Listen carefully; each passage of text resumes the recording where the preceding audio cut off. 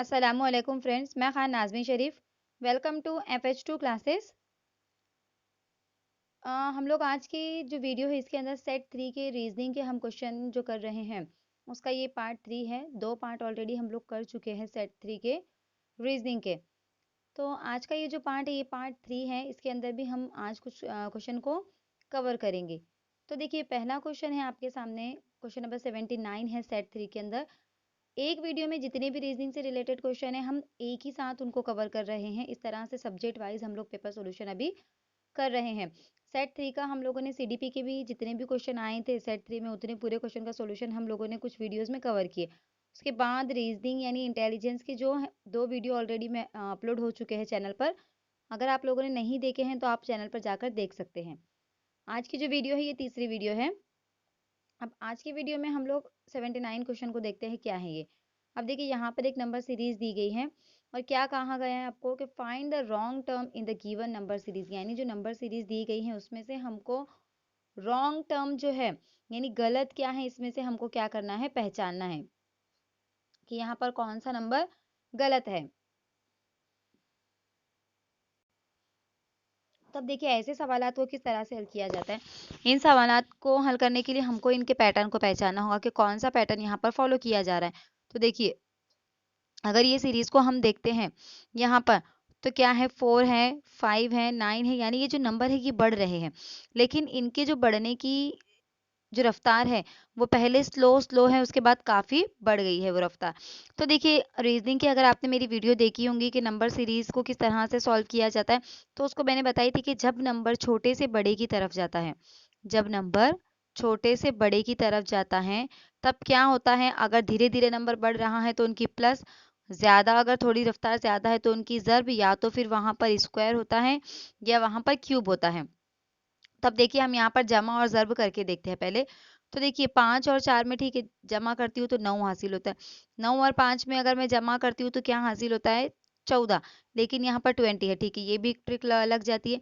लेकिन अगर यहाँ पर 14 है तो 14 और 9 के 34 आता है, तो 14 और 9 34 नहीं आता, तो मतलब ये वाला पैटर्न यहाँ पर फॉलो नहीं किया जा रहा है।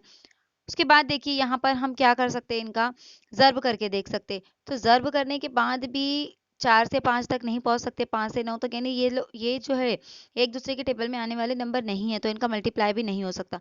अब अगला स्टेप क्या बच गया छोटे से बड़े नंबर की तरफ जाने के लिए, स्क्वायर। तो अब देखिए यहाँ पर ये तो 2 का स्क्वायर ऑलरेडी मौजूद है। लेकिन अगर अब हम गौर करेंगे यहाँ पर तो 5 पे किस तरह से पहुंचे, 2 का तो स्क्वायर 4 है, लेकिन 5 पे कैसे पहुंचे, 9 पे कैसे पहुंचे। ओके, तब देखिए यहाँ पर क्या किया गया है, ये जो 4 है इसमें +1 स्क्वायर किया गया, बराबर, यानी ये हो गया 4 + 1 कितना हुआ, 5। तो देखिए ये 5 आ गया। ओके, उसके बाद देखिए अगले वाले में क्या किया गया फिर, अब 5 को अगर हम लेंगे तो 5 प्लस यहाँ पर 1 स्क्वायर ऐड हुआ था 4 में, यहाँ पर 2 स्क्वायर ऐड हो जाएगा, तो ये हो जाएगा 5 + 4, 2 का स्क्वायर कितना होता है 4, तो 9। देखिए थर्ड नंबर पर आ गया 9। अब अगली स्टेप क्या है फिर, अगला क्या होना चाहिए था, 9 + 3 स्क्वायर, राइट, 9 + 3 स्क्वायर होना चाहिए, तो यहाँ आ जाएगा 9 + 3 का स्क्वायर कितना होता है 9, यानी यहाँ पर 18। तो ये जो 20 है 20 की जगह पर क्या आना चाहिए, 18 आना चाहिए। अब हम 18 के आगे 34 और 59 इस पैटर्न से आते हैं क्या, हम वो देख लेते हैं। ओके, यानी अगर 20 की जगह पर हम 18 लेते हैं तो 34 आता है क्या, तो कैसे लेना होगा हमको, 18 + 4 स्क्वायर, बराबर, तो ये हो जाएगा 18 + 16, तो ये हो जाता है 34। देखिए यहाँ पर 34 है, मतलब इसी पैटर्न को यहाँ पर फॉलो किया जा रहा है कि गिवन नंबर और उसमें सीरियल वाइज नंबर का स्क्वायर को ऐड किया गया है, जैसे 4 + 1 स्क्वायर, 5 + 2 स्क्वायर, 9 + 3 स्क्वायर, 20 + 4 स्क्वायर, कुछ इस तरह से। तो यहाँ पर जो है ऑप्शन सॉरी जो 20 है, ये 20 जो है यहाँ पर रॉन्ग टर्म है, यहाँ पर 18 आना चाहिए था अगर पैटर्न को हम फॉलो करें तो कौन सा ऑप्शन है देखेंगे हम, ऑप्शन नंबर डी यहाँ पर करेक्ट आंसर होगा इसका 20। ओके, नेक्स्ट क्वेश्चन है क्वेश्चन नंबर 80। क्या है देखिए यहाँ पर, each question has a main statement followed by 4 statements label A B C and D, choose the ordered pair of statement where the first statement implies the second and the two statements are logically consistent with the main statement. क्या है देखिए, कि हर सवाल में एक जुमला है जिसके बाद 4 जुमले ए, बी, सी और डी के नाम से दिए गए हैं। इसमें मुंसलिक जोड़ियों को चुनिए जहां पहला जुमला दूसरे जुमले की ओर इशारा कर रहा है और दोनों जुमले मंतकी मरकजी बयान के मुताबिक है। यानी यहाँ पर ये जो दो सेंटेंस हमको दिए गए हैं इसके हिसाब से ये जो पहला है ये दूसरे की तरफ इशारा कर रहा है। ऐसे दो सेंटेंस हमको यहाँ पर चुनना है। कैसे, कौन से दो सेंटेंस है जो दोनों जो मेन स्टेटमेंट के मुताबिक दिए गए हैं, जो उससे रिलेटेड है। तो अब देखिए यहाँ पर मेन स्टेटमेंट क्या है, if you meet the requirement you can apply for the post. Okay, अब यहाँ पर क्या है, अगर आप मतलूबा मेयार पर पूरा उतरते हैं तो आप इस पोस्ट के लिए अप्लाई कर सकते हैं। अब यहाँ पर ये दो सेंटेंस दिए गए हैं। अब दोनों सेंटेंस अगर हम देखते हैं तो दोनों भी कैसे सेंटेंस है, पॉजिटिव वाले सेंटेंस है।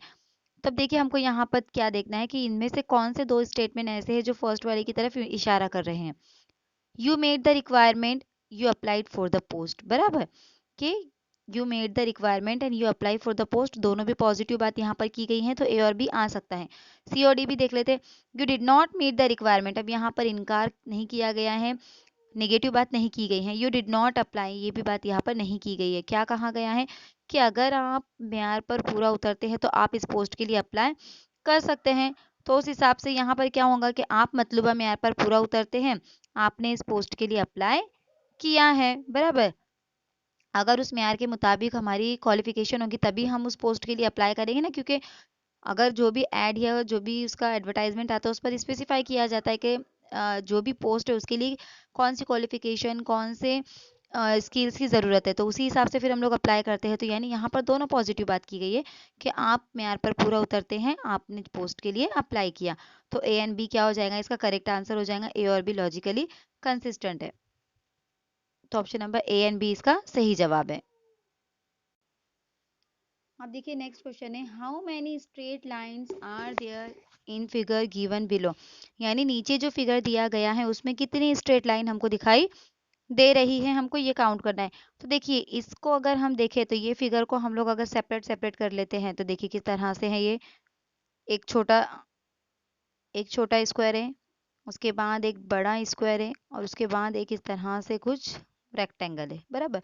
यानी तीन फिगर यहाँ पर हमको दिखाई देते हैं और यहाँ पर इसके बीच में एक लाइन है, इस तरह से ये है। अब हमको क्या करना है, सिर्फ स्ट्रेट लाइन काउंट करनी है कि कितनी है। तो देखिए इसमें 4, इसमें 4, कितने हो गए, कितने हो गए ये 8, बराबर। अब यहाँ पर अगर हम ये वाले को अगर हम सपोज इस तरह से लेते हैं, जो ये वाला है, पहले इस तरह से इसको ले लेंगे तो ये 4 और 4 8 हो गई और ये 4 कितनी हो गई, ये 4 हो गई 12 और बीच में से जो एक लाइन आती है ये हो गई 13। तो यानी कितने लाइन बन गए यहाँ पर, टोटल 13 लाइन बन गए। तो कितना जवाब आएगा इसका, 13 आएगा। समझ में आया किस तरह से हमने किए इसको।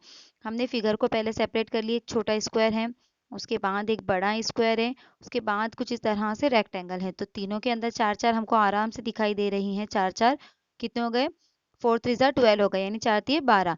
उसके बाद ये जो जो रेक्टेंगल है उसके बीच में भी एक लाइन है, तो ये एक हो गई 13। तो टोटल कितने लाइन है यहाँ पर, 13 लाइन है। तो देखिए यहाँ पर 13 इसका जवाब भी दिया गया है। इस तरह से आपको सेपरेट करके आप लाइन को काउंट कर सकते हैं।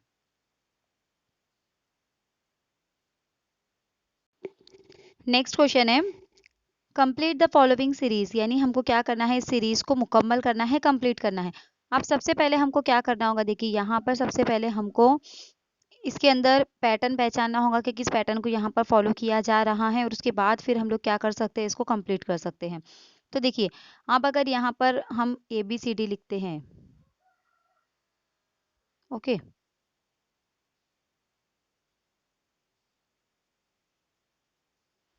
अब यहाँ पर M तक ही गिवन है, इसके लिए कुछ आगे के मैं अल्फ़ाबेट लिख लेती हूँ, मुझे ज़्यादा आगे जाने की ज़रूरत नहीं है।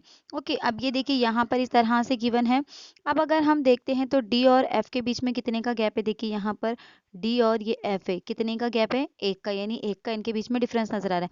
फिर एफ से जी तक अगर हम जाते तो यहाँ पर एफ, यहाँ पर जी, यानी 0 का, यानी फर्स्ट में 1 का डिफरेंस, फिर उसके बाद 0 का डिफरेंस। ओके, अब जी से आई पे अगर हम जाते हैं तो देखिए जी से आई पे जा रहे हैं तो फिर 1 का डिफरेंस आ गया यहाँ पर।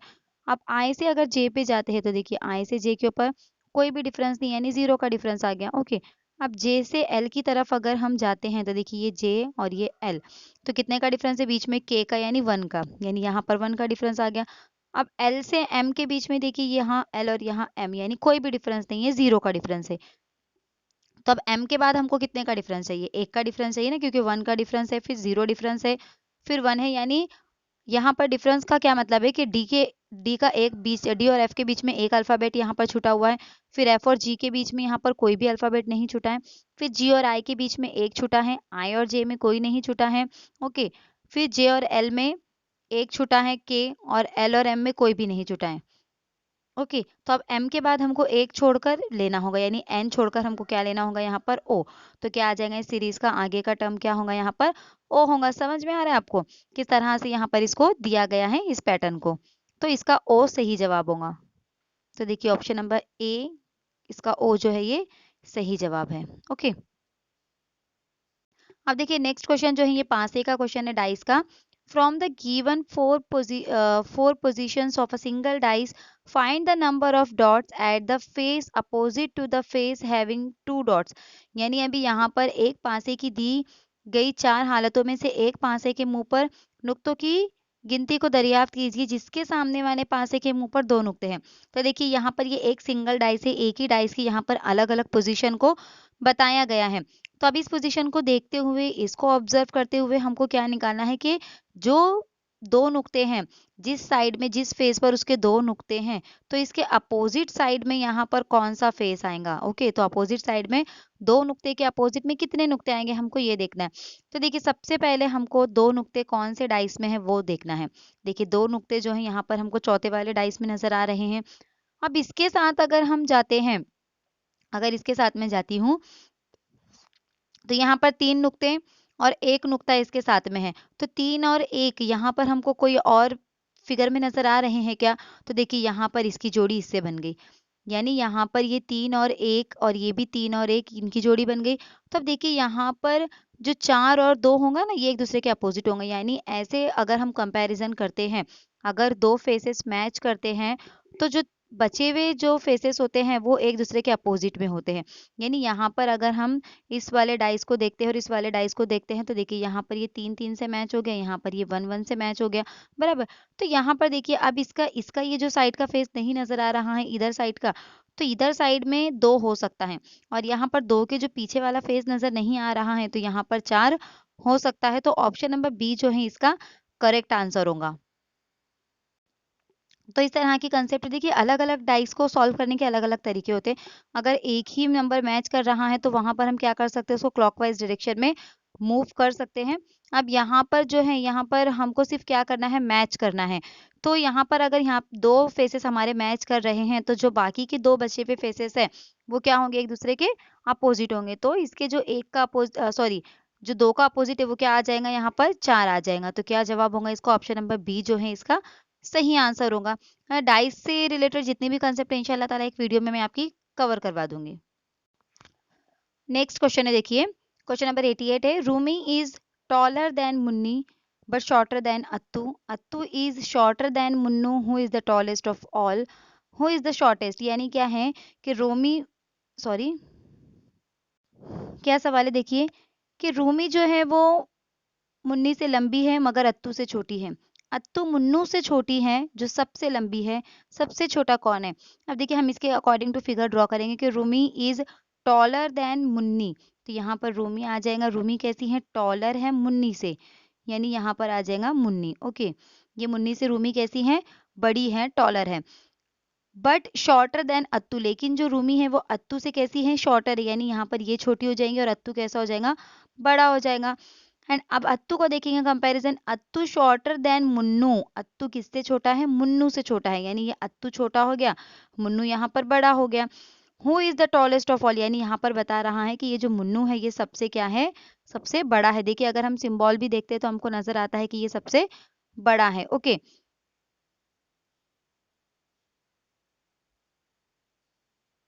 यहाँ पर मिस्टेक हो गई है, एक बार फिर से मैं ड्रॉ करके बताती हूँ आपको। देखिए रूमी कैसी है, रूमी बड़ी है, Rumi is taller than Munni, Munni से कैसी है, वो बड़ी है, तो ग्रेटर का साइन रूमी की तरफ आएगा। बट शॉर्टर देन अत्तू, लेकिन रूमी जो है वो अत्तू से कैसी है, छोटी है, तो अब रूमी कैसी हो गई, छोटी हो गई, किससे, अत्तू से।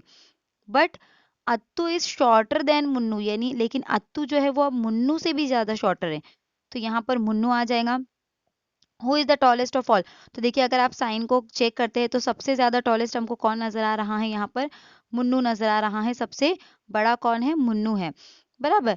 उससे छोटा अत्तू, अत्तू से छोटा छोटी रूमी, और रूमी से सबसे छोटी कौन है यहाँ पर, मुन्नी। तो हमको क्या पूछा है कि सबसे छोटा यहाँ पर कौन है, तो सबसे छोटा कौन दिख रहा है हमको, अगर अकॉर्डिंग टू सिंबल हम जाए तो मुन्नी नजर आ रही है। तो इसका करेक्ट आंसर क्या होगा, मुन्नी हो जाएगा। यानी सब साइन देखिए कुछ इस तरह से थे। तो इस साइड में जो भी नंबर आ रहा है वो सबसे छोटा, और यहाँ पर जो भी नंबर आ रहा है वो सबसे बड़ा। तो मुन्नी सबसे छोटी और मुन्नू सबसे बड़ा, इस तरह से यहाँ पर साइन गिवन है। तो इसका जो आंसर होगा क्या होगा, वो मुन्नी होगा, ऑप्शन नंबर डी, बराबर। मुन्नी सबसे छोटी और मुन्नू सबसे बड़ा है अकॉर्डिंग टू फिगर।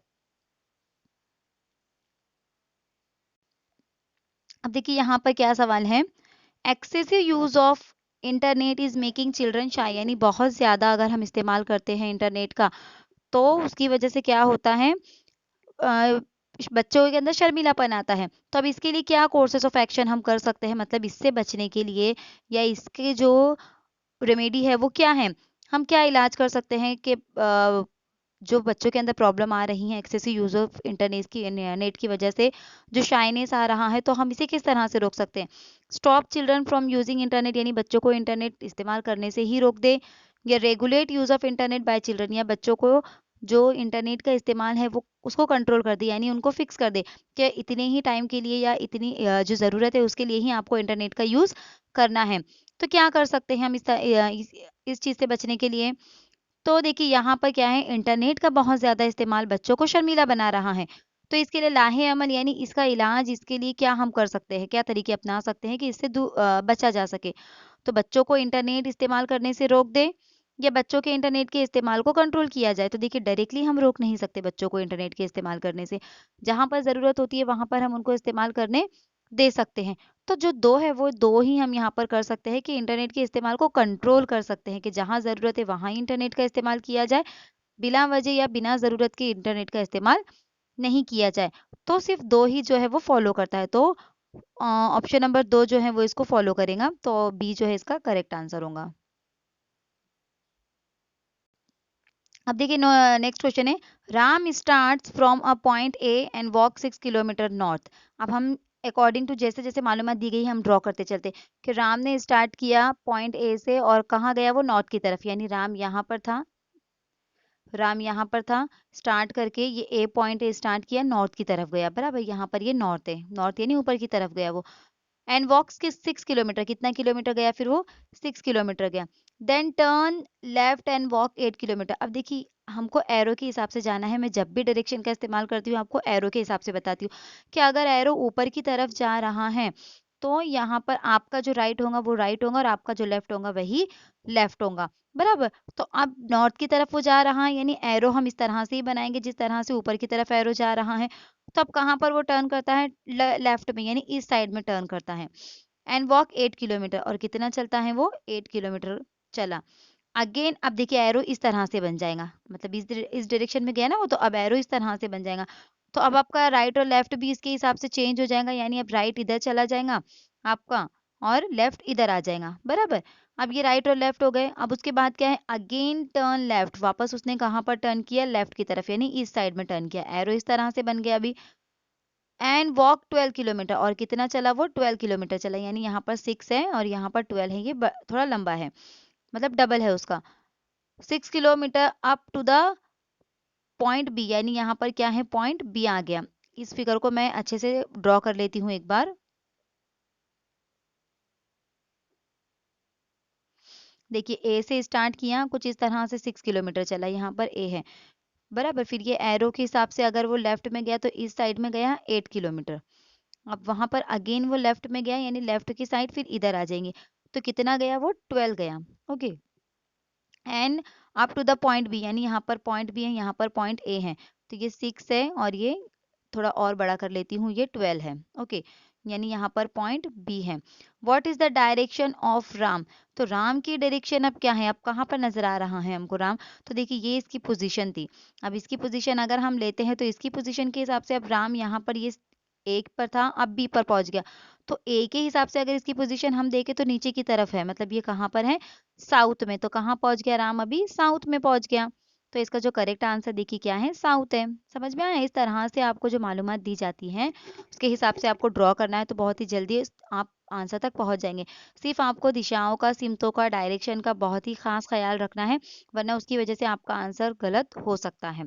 तो जिस तरह से मैंने आपको ट्रिक बताई कि अगर नॉर्थ की तरफ जा रहा है तो सीधा एरो आपको बनाना है। सीधा एरो बनाने के बाद जो आपका राइट होगा उसका भी राइट होगा, जो आपका लेफ्ट होगा उसका भी लेफ्ट होगा, बराबर। उसके बाद फिर वो अगर लेफ्ट में मुड़ गया तो एरो को भी आप वैसे ही तब्दील करिए, जिस डायरेक्शन में जा रहा है उस डायरेक्शन के हिसाब से एरो चेंज करिए। तो आपको समझ में आ जाएगा कि अब राइट इधर चला गया, अब लेफ्ट इधर चला गया। अब अगर इस तरफ जा रहा है यानी साउथ की तरफ,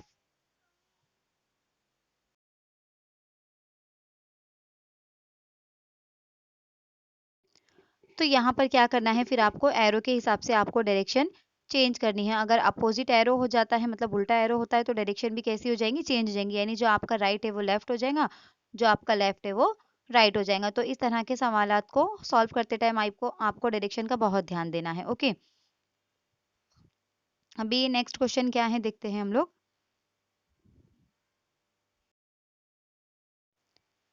अब देखिए नेक्स्ट क्वेश्चन है, सीटिंग अरेंजमेंट के ऊपर क्वेश्चन है। इस तरह के क्वेश्चन हमने पिछली 2 वीडियोस में उनका अरेंजमेंट कर लिए थे। अब यहाँ पर देखते हैं क्या है। अब यहाँ पर 6 पीपल है, C D E F and G, standing in straight line, यानी एक स्ट्रेट लाइन में है, फेसिंग नॉर्थ, यानी नॉर्थ की तरफ फेस करके बैठे हुए। तो आज के लिए बस इतना ही। ये जो सवाल है ये आपको होमवर्क में करना है और मुझे कमेंट करके इसका आंसर बताना है। उम्मीद करती हूँ आज की वीडियो आपको अच्छी लगी होगी। अगर वीडियो अच्छी लगी तो कमेंट करके ज़रूर बताएं। लाइक शेयर और सब्सक्राइब करना बिल्कुल भी ना भूलें। तब तक के लिए दुआ में याद रखिए। अल्लाह हाफिज़।